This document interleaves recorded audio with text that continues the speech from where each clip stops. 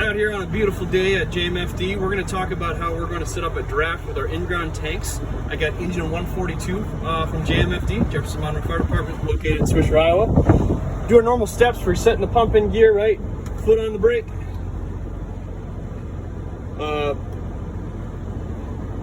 Pull the parking brake, make sure we're in neutral, right? We're going to do our pump, so it's in neutral. We're going to go middle, wait a second, all the way down, waiting for the pump engage. Once that lights up, then we hit the D for drive button. From there, it's going to say okay to pump. We're going to watch our speedometer go up to about 15 miles an hour, and then we're going to let our foot off the brake. Do that for safety reasons. Okay, we're going to start fighting fire first, right? So as soon as we get out, we're going to that pump panel, getting our tank to pump open, and then our tank fill to cycle water. Throw our chocks down, and then help flake line of those jump seat operators. Let's go do that. So I'm going to come here, open the tank to pump, open my tank fill, pour down my chocks down below.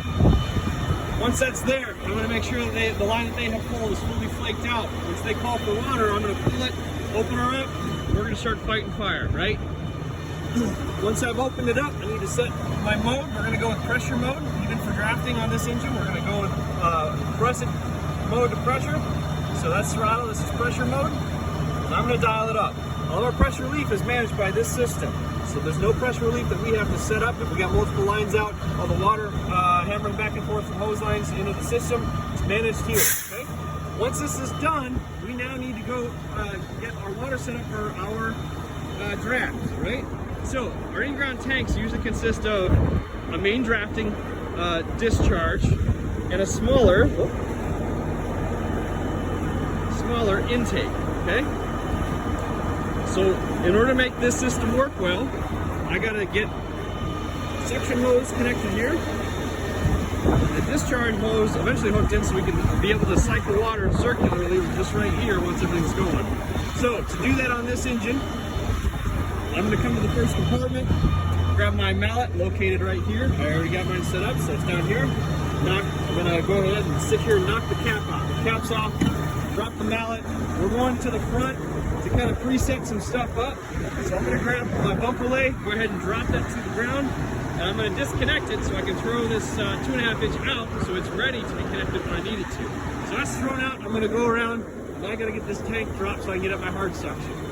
So down for drop, it's going to come all the way down. Once that's all the way down, we got our portable tank here. We have a through the tank portable tank, mind you, so you don't necessarily need the suction or the strainer for the hard suction. The strainer is located back here with other connections.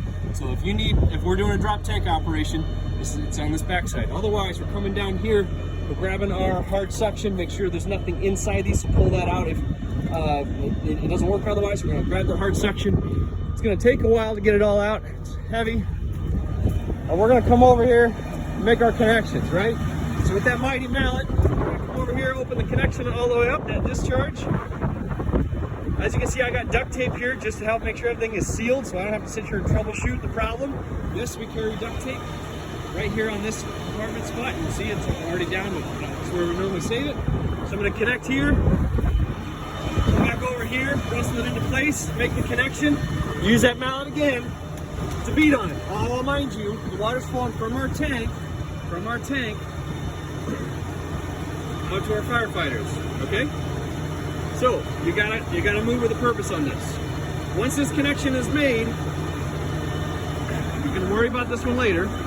Once this is made, we're ready for water to come into the system, right? So my tank to pump would be open. My tank fill I can close because I'm not worried about filling anything, topping anything off.